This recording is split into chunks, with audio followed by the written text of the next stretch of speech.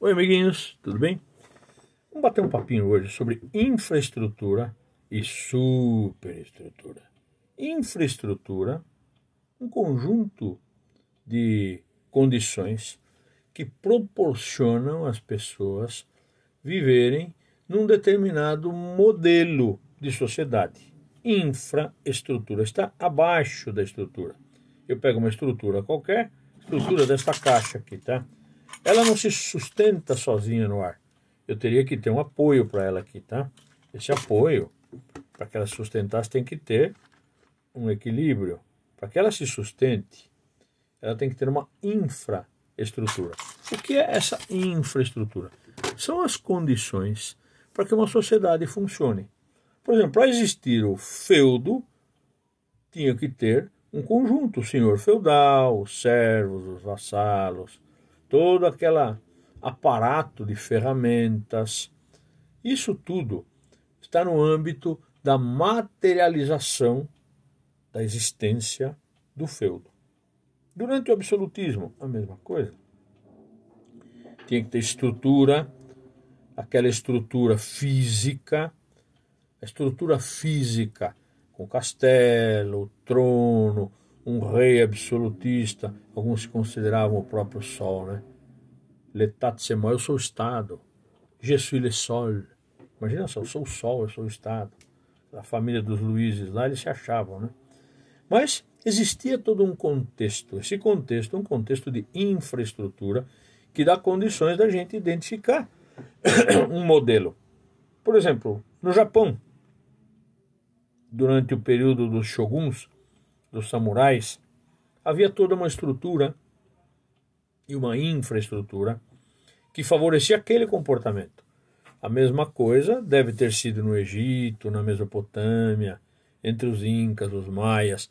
Existia uma estrutura e uma infraestrutura dando sustentação ao funcionamento de uma sociedade.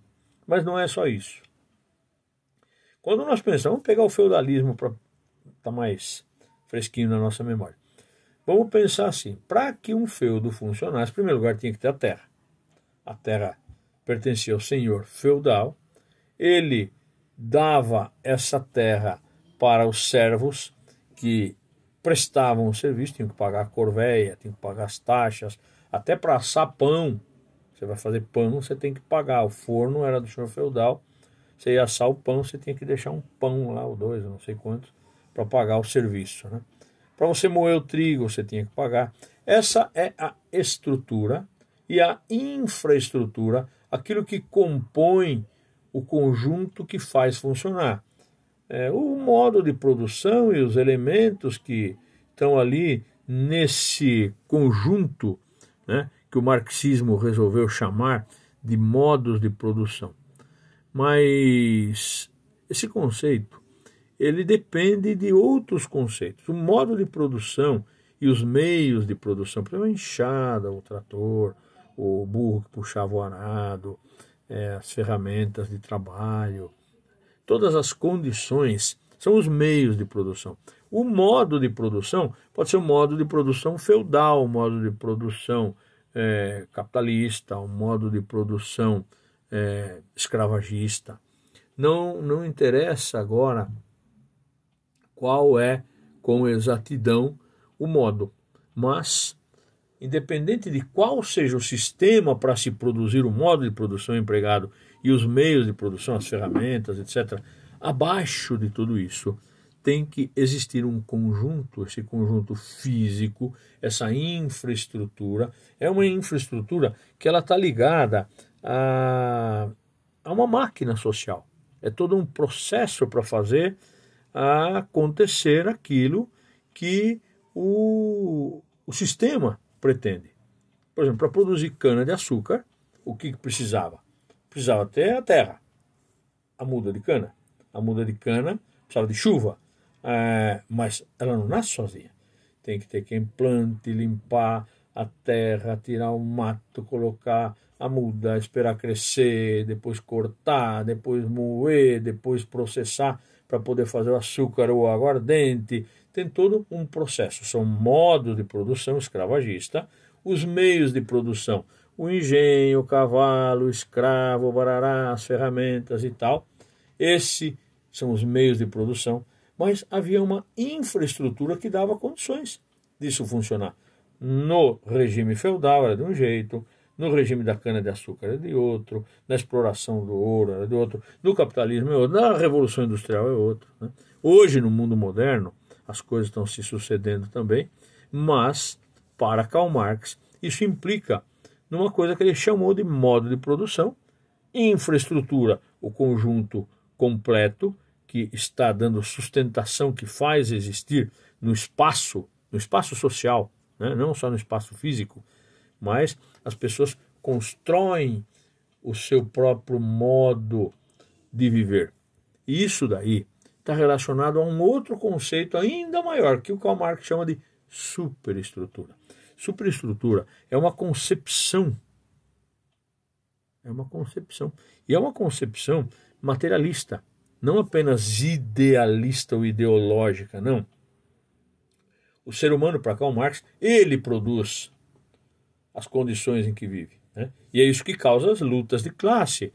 Senão existiria feudalismo até hoje, senão existiria absolutismo até hoje, né? E quem sabe se o capitalismo durará ou se vai ser socialismo. Para Karl Marx, a ideia é que o mundo inteiro vai encontrar na luta de classes uma solução final.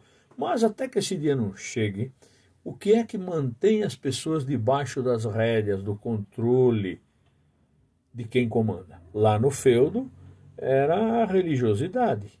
Então havia um temor religioso. Você não pode desafiar o senhor feudal. Havia toda uma estrutura de temor, de reverência, de medo. Com o passar do tempo, depois que vem o absolutismo, os reis usam um artifício parecido, né? Bossuet diz que os reis têm o direito divino de governar. Então, meu Deus, um rei é uma personalidade digna de que você se curve diante dele, beije a mão do rei. Meu Deus, né? Então, existiam reis taumaturgos que eram até reis milagrosos, né? Ele impunha a mão sobre a cabeça da pessoa e curava. Todo esse imaginário está intimamente relacionado à parte material. Por que a parte material? Porque beijavam a mão, curvando-se diante de um rei absolutista, obedeciam o senhor feudal, curvando-se diante do temor de Deus, que era o dono de tudo, e o senhor feudal, um dos representantes dele na terra, os padres também. Enfim, o homem, o ser humano, ele se curva diante de uma coisa que Karl Marx chama de superestrutura, que é o conjunto que engloba a maneira das pessoas serem manipuladas pela religião, pelo poder econômico, pelo temor, né? O escravo sabia que havia toda uma superestrutura, além da infraestrutura que ele vivia ali, uma superestrutura que envolvia chicote, envolvia açoite, envolvia deixar o coitado agrilhoado com correntes a noite inteira, coisas terríveis. Isso cria na mentalidade das pessoas um medo, que não é um medo imaginário, não. É um medo real, material, com consequências, calo na mão, suor na testa, sangue depois de ter apanhado. É todo um conjunto, e é um conjunto pautado numa administração que impõe na cabeça das pessoas que elas façam aquilo que a superestrutura pretende que elas façam. A gente faz. Por quê? E não questiona por quê? Porque a gente é ensinado desde pequeno, e a escola, não a nossa escola, mas a escola ela é um agente de mentalização, né? Na verdade, não é a nossa consciência que determina a vida, mas é a vida que determina a nossa consciência. Isso para Karl Marx.